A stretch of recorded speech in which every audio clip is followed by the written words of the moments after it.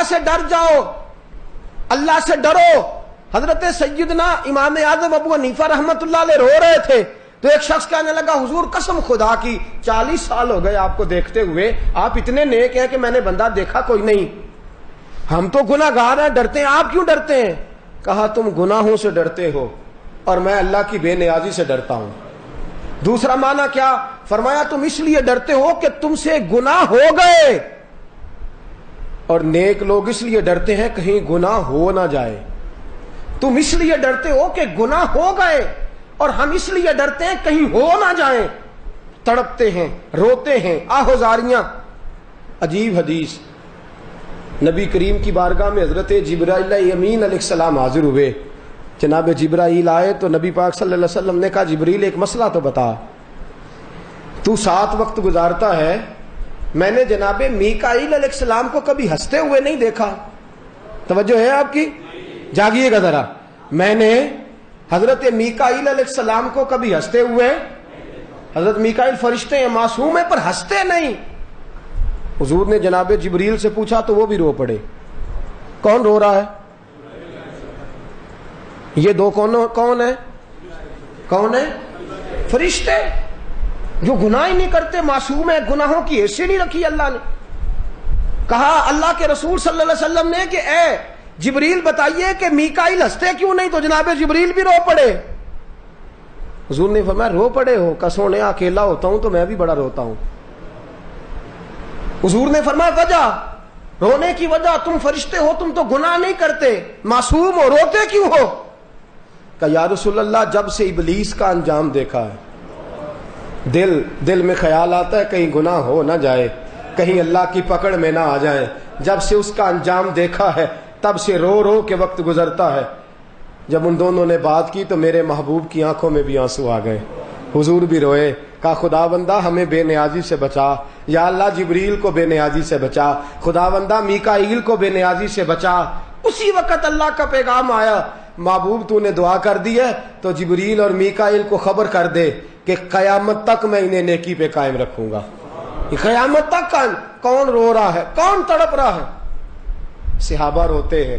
حضرت مسور بن مخزمہ رضی اللہ تعالیٰ عنہ صحابی ہیں، ایک آیت سنی قرآن کی، یوم نحشر المتقین الی الرحمن وفدا ونسوق المجرمین الی جہنم وردا۔ جو نیک اور پرہیزگار ہوں گے قیامت کے دن سواریوں پہ بٹھا کے لے جائے جائیں گے، اور جو اللہ کے مجرم ہوں گے ونسوق المجرمین الی جہنم وردا، فرشتے لاٹھیاں پکڑ لیں گے، اور جس طرح بھینس کو، گدھے کو، گھوڑے کو پیچھے سے مارا جاتا ہے اس طرح مار مار کے جہنم میں لے کے جائیں گے۔ حضور کے صحابی مسور بن مخزمہ رضی اللہ تعالیٰ عنہ نے آیت سنی تو چیخ ماری، کہنے لگے یا رب معاف کر دے، میں تو مجرم ہوں، میں مجرم ہوں، آقا مجھے ساتھ لے لو، کہ رستے میں ہیں جا بجا تھانے والے، یا اللہ میں متقی نہیں، میں مجرم ہوں۔ چیخ ماری، روح پرواز کر گئی، خدا کے خوف سے جان ہی نکل گئی۔ یہ ان لوگوں کا حال ہے جو بڑے پرہیزگار تھے۔ ہم اس لیے آج روتے نہیں کہ ہمارے دل ہی سخت ہو گئے گناہ کر کر کے، ہمارے اندر کی سختی نے ہماری روح کو میلا کچالا کر دیا، سینے میں دل کی جگہ پتھر آ گیا۔ ہمیں بچہ نہ ہو تو رو پڑتے ہیں، پیسے نہ ہو تو رو پڑتے ہیں، عید پہ کمائی نہ ہو تو رو پڑتے ہیں، اولاد بات نہ مانے تو رو پڑتے ہیں، عزت چلی جائے تو رو پڑتے ہیں، اپنے ذاتی دکھوں سے رو رو کے بحال ہو جاتے ہیں۔ لیکن دوستو ہمارے گناہوں نے ہمیں اس قدر دل ہمارے گدلے کر دیے ہیں، میلے کر دیے ہیں کہ دوستو اب ہمیں خدا خوف خدا میں رونا نہیں آتا۔ سوتے خشک ہو گئے ہیں، آنکھیں ہیں کہ وہ تھرا گئی ہیں، پتھرا گئی ہیں، لیکن ہمارے سینوں سے نکل گئی وہ بات۔ حضرت ابو بکر صدیق کا غلام ایک روٹی کا لقمہ لا کے کھلا دیا۔ بعد میں اس نے کہا کہ حضرت جی میں منتر جنتر پڑھا کرتا تھا، اس کمائی کے یہ پیسے تھے۔ حضرت صدیق اکبر کتنا لقمہ ناجائز کھا لیا؟ بولیے گا کتنا؟ ناجائز کمائی کا ایک لقمہ، اور جان بوجھ کے نہیں، غلام نے بتایا نہیں۔ حضرت صدیق اکبر نے گلے میں ہاتھ ڈالا، کہہ کر دی، الٹی کر دی، پھر ہاتھ ڈالا، پھر کہہ کی، پھر ہاتھ ڈالا، پھر کہہ کی۔ صحابہ کہتے ہیں خون آنے لگا گلے سے، حضرت جی بس بھی کریں، بس بھی کریں. بلایا حضرت عمر کو، حضرت عثمان کو، شیر خدا مولا علی کو، صحابہ کو اکٹھا کر کے صدیق اکبر نے بٹھا لیا. کہا یارو چند قطرے ناجائز میرے اندر چلے گئے ہیں، مجھے پتا نہیں تھا، مل کے دعا کرو میرا رب مجھے معاف کر دے. سارے مل کے دعا کرو میرا رب مجھے معاف کر دے. سارے دعا کرو. میں نہیں ساتھ دے سکتا، اللہ کی بارگاہ میں کھڑے ہونے کی طاقت نہیں رکھتا. دوستو ذرا سارے ملو، دعا کرو میرے لیے.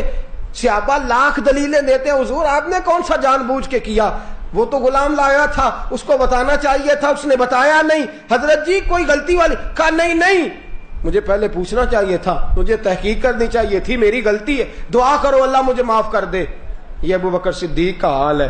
فاروق اعظم گھوڑے پہ جا رہے ہیں، سفر ہو رہا ہے، باتیں ہو رہی ہیں، ساتھ بھی ایک گھوڑے والا ہے.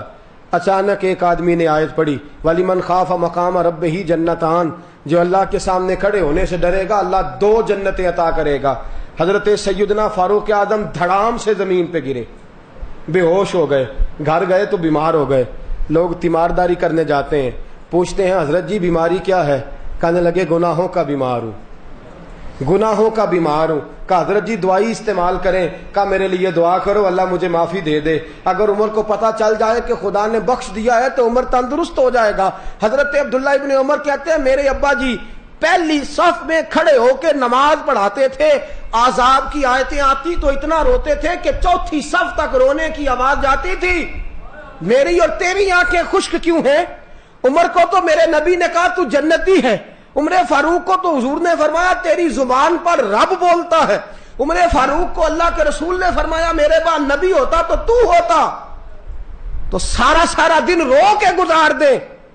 ہمیں بھی تو ٹٹول کے دیکھنا چاہیے نا نامہ اعمال میں کیا ہے، سوائے باتوں کے، سوائے دعووں کے، سوائے جھوٹی دلیلوں کے، سوائے ہماری زبان کی تیزی کے اور ہماری جھوٹی امیدوں کے کوئی چیز پلے نہیں. لیکن آنکھیں خشک ہیں، دل سخت ہیں، سوتے ہیں ہمارے کہ وہ اجڑ چکے ہیں، دل کی بستیاں ویران ہو چکی ہیں. جو خدا کے سامنے کھڑا ہونے سے ڈرتا نہیں دنیا میں بھی پریشان ہے، آخرت میں بھی ڈرایا جائے گا. سید عالم کے صحابہ حضرت عثمان غنی رضی اللہ تعالیٰ عنہ قبر پہ کھڑے ہیں تو رو رو کے آنسوؤں سے داڑھی بھر گئی ہے. غلام کہتا ہے حضور جنتی ہو کے اتنا روتے ہو؟ فرمایا میرے حبیب نے فرمایا کہ قبر آخرت کی منزلوں میں سے پہلی منزل ہے، جو یہاں کامیاب ہو گیا آگے بھی کامیاب ہو جائے گا. مولا علی شیر خدا مولا کائنات، من کنت مولا فہذا علی مولا. حضرت علی المرتضیٰ خزانے کا مال سارا بانٹ دیا غریبوں میں، سارا بانٹ دیا، سارا کچھ دے دیا، خالی خزانہ کر کے 2 رکعت نماز نفل پڑھ کے شیر خدا نے داڑھی پکڑ لی اور پکڑ کے کہا مولا مال میں نے سارا بانٹ دیا ہے، لیکن اگر پھر بھی کوئی خطا ہو گئی ہو تو علی کو معاف کر دے. یا اللہ اگر علی پھر بھی بھول گیا ہو، خدا بندہ اگر علی سے پھر بھی خطا ہوئی ہو تو اللہ معاف کر دے، اور جو کہے کہ مجھ سے غلطی ہوئی اسے معاف کر دینا چاہیے. عزیز ساتھیو اللہ کے بندے ہیں، اللہ سے ڈرتے ہیں. ساری دنیا میں 11ویں پکتی ہے، لوگ غوث اعظم کرتے ہیں، ولیوں کا امام کہتے ہیں. حضرت ابو علی ہیتی کہتے ہیں حرم شریف میں پتھروں پہ سر رکھ کے میں نے ایک شخص کو روتے دیکھا اور وہ تڑپ تڑپ کے کہہ رہا تھا خدا بندہ قیامت والے دن یا تو میرا حساب نہ لینا، اگر لینا ہے تو مجھے اندھا کر کے اٹھانا، اس لیے کہ جب تیرے نیک بندوں کے سامنے میرا دفتر اعمال کھلے گا تو مجھے بڑی شرم آئے گی. جب مصطفیٰ کریم کے سامنے میرے گناہوں کے پردے چاک ہوں گے تو میں پانی پانی ہو جاؤں گا. یا اللہ اول تو حساب نہ لینا، میں قابل نہیں، اگر حساب لینا ہے اندھا کر کے اٹھانا، مجھے آنکھیں نہیں چاہیے. اقبال کیا کہتا ہے؟ اقبال کہتا ہے تو غنی از ہر دو عالم من فقیر روز محشر عذر ہائے من پذیر گر تمی بینم حسابم ناگزیر از نگاہ مصطفیٰ پنہا بگیر. اقبال کہتا ہے مولا تو غنی ہے، دو عالم کا غنی ہے، میں فقیر ہوں، تو غنی از ہر دو عالم من فقیر روز محشر عذر ہائے من پذیر. مولا اول تو میرا عذر مان لے، قیامت میں مجھ سے حساب نہ لینا گر تمہیں. توجہ ہے بات کی سمجھ آ رہی ہے؟ اقبال کہتا ہے گر تمہیں بینم حسابم ناگزیر. یا اللہ اگر ضروری حساب لینا ہوا اگر ضروری ہو گیا از نگاہ مصطفیٰ پنہا بغیر، تو یا اللہ پھر ذرا نبی پاک کی آنکھوں سے اوجھل کر کے لینا، مجھے بڑی شرم آئے گی، مجھے حضور سے بڑی حیا آئے گی، ایسا با کمال نبی اور ایسے برے اعمال والا امتی از نگاہ مصطفیٰ پنہا بغیر، یا اللہ ذرا حضور کی نظروں سے اوجھل کر کے، یا اللہ ذرا حضور کی نظروں سے اوجھل کر کے۔ جاگ رہے ہیں آپ لوگ؟ میں اکثر آپ سے کہتا ہوں میں نعرے والا موضوع بھی رکھ سکتا ہوں، آپ بڑے نعرے لگائیں گے، آپ جاگیں گے، لیکن میں چاہتا ہوں دوستو کہ کچھ وہ بھولی ہوئی ہمارے بزرگوں کی یادیں، وہ باتیں جو ہمارے بزرگوں میں تھی ہم میں نہیں رہی، ہم ذرا یاد کریں۔ شیطان کا عید ہے، رمضان کا مہینہ ہے، جمعے کا دن ہے، مجھ سا بے عمل آدمی شاید کوئی دنیا میں دوسرا نہ ملے، لیکن دوستو چاہتا یہ ہوں کہ کوئی بات شیطان کے قید ہوتے ہوتے دل سے ٹکرا جائے اور کوئی ایسا موقع آئے کہ تاثیر بن کے بات اترے دل میں اور ہم بھی خوف خدا حاصل کرنے والے بن جائیں۔ دوستو توجہ کرنا، ذرا جاگیے گا سارے، میری بات کی سمجھ آ رہی ہے؟ باہر تک میری آواز ٹھیک آ رہی ہے؟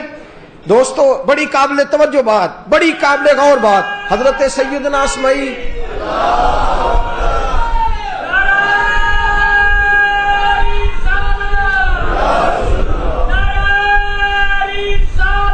میں بڑی عجیب بات، حضرت اسماعیل ایک تابعی بزرگ ہیں، کہتے ہیں حج کرنے گیا، فارغ ہو گیا حج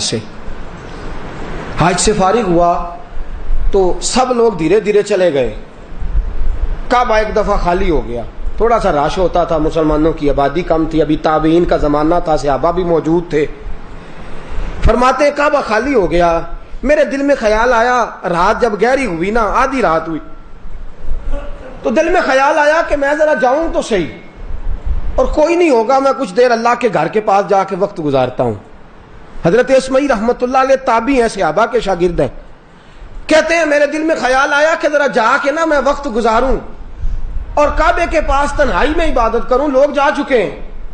فرماتے میں گیا تو مجھے رونے کی آواز آنے لگی، میں تھوڑا اور قریب ہوا تو اور آواز آنے لگی، تھوڑا اور قریب ہوا تو مجھے لفظ بھی سنائی دینے لگے، رونے والا رو رہا ہے اور کہتا ہے یا اللہ مجھے پتا ہے میری خطائیں بہت زیادہ ہیں، یا اللہ میں جانتا ہوں اور تو جانتا ہے، جرم بہت ہیں، خطائیں بڑی ہیں، مولا مجھے خبر ہے کہ میں غریب ہوں، یا اللہ تو جانتا ہے میں پردیسی بھی ہوں، مولا تو جانتا ہے میں لاچار بھی ہوں، یا اللہ تو جانتا ہے میں مجرم بھی ہوں، یا اللہ تو جانتا ہے میرے دامن میں بڑے میل کچیل ہے، خدا بندہ کرم فرما، معافی عطا کر دے۔ کہتے ہیں وہ اس درد سے رو رہا تھا، میں جانتا بھی نہیں تھا پر میں رونے لگا۔ حضرت اسماعیل کہتے ہیں میں اسے جانتا نہیں، مجھے پتا نہیں کون ہے، میں رونے لگا اور میں نے کہا کہ وہ مست ہے خدا کے ساتھ، مجھے دخل اندازی نہیں کرنی چاہیے، دور کھڑے ہو کے میں روتا ہوں اور دعا کرتا ہوں یا اللہ اگر وہ معافی مانگ رہا ہے تو اسے معاف کر ہی دے، یا اللہ اگر وہ رو رہا ہے تو نظر کرم کر دے، یا اللہ اگر کوئی خطا ہو ہی گئی ہے تو خدا بندہ تو بخش دے۔ کہا میں دعا کر رہا تھا، اچانک ایک چیخ آئی، یا رب معاف کر دے، ایک آواز بلند ہوئی، اللہ معاف کر دے، پھر صدا آئی، اللہ بخش دے۔ کہتے ہیں پھر دھڑام سے وہ شخص گرا، زمین پہ گرتے ہی بے ہوش ہو گیا۔ کہتے ہیں میں دوڑ کے گیا اور جا کر کے میں نے دیکھا کہ اس کی زلفیں اس کے چہرے کے اوپر آ گئی ہیں۔ فرماتے ہیں میرے دل میں خیال آیا کوئی بڑا گناہگار ہے جو اتنا رو رہا ہے۔ کہتے ہیں لوگوں حد ہو گئی، میں تڑپ گیا، میرا کلیجہ پھٹ گیا، دل میرا باہر نکلنے لگا۔